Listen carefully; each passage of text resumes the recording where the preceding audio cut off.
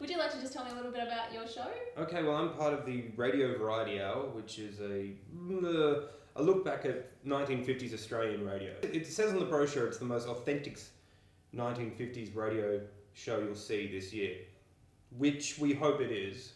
Are there many 1950s radio shows happening? As long as there isn't any other ones, then we will be the most authentic. Noted.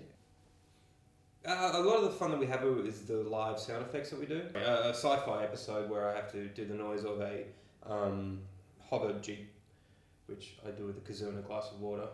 And, well, that's quite fun because no one's quite can pick us up and tell us that our hover jeep does not sound authentic enough. We usually just use a cabbage for most things. We beat the crap out of the cabbage for lots of different sound effects. So that's the most fun that we have. What kind of sound effects can you get from beating a cabbage? Oh, we can break a man's arm incredibly well. When Lauren breaks the guy's arm, you can hear the audience occasionally go, "Ah, Jesus, the poor guy."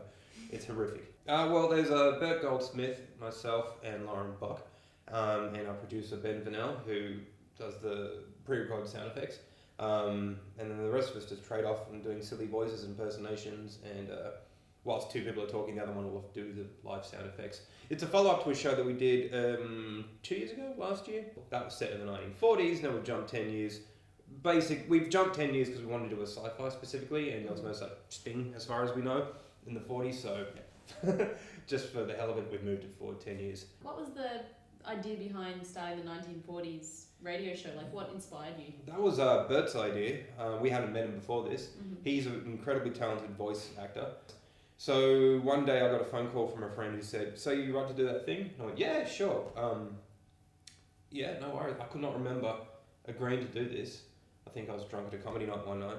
And so I turned up on this day because I didn't want to admit that I could not remember. And my life sort of has gone on different paths since then. When we did the 40s one, we could get away with being incredibly sexist and incredibly racist.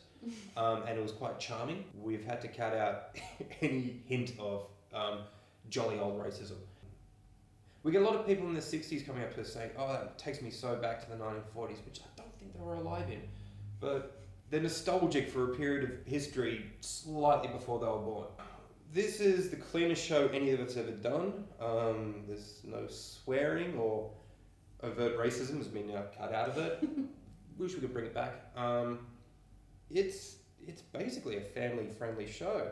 What's the polite word for old people? Mature. Cool. The cool thing is we're fairly under-rehearsed, but we have scripts in our hands, and the whole show's about a chaotic radio production anyway. Great. So every time something goes wrong, every single performance we've done, something has gone wrong. The last one, we're in the middle of the jungle, and suddenly a fire engine goes past screaming. It's fantastic, exotic birds that have just gone past here. Yeah, well, on stage we can't fail. Financially and creatively and artistically we can completely suck, but I'm sure you don't. Meh. We try and do a few sort of celebrity impressions as well. What's your favourite celebrity impression to do? At the moment, I think, oh god, don't make me do it because I'll stuff it up.